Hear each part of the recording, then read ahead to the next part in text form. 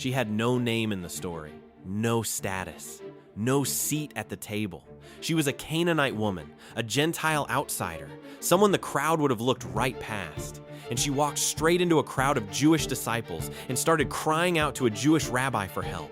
Jesus did not answer her, not at first. His disciples told him to send her away. And then he said something that sounded like a door closing forever. He told her the bread was not meant for her. She did not leave. She knelt down and she said, "Even the dogs eat the crumbs that fall from the master's table." And Jesus stopped. He looked at her and said, "Woman, great is your faith." He said that to no disciple. He said it to her.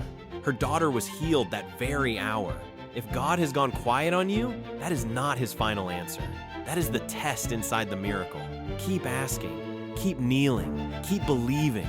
Follow for daily faith motivations.